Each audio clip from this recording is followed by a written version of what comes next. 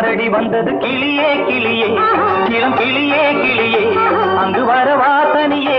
மெல்லத்தோட வாசனியே இந்த புன்னகை என்பது சம்மதம் என்று அழைக்குது எனையே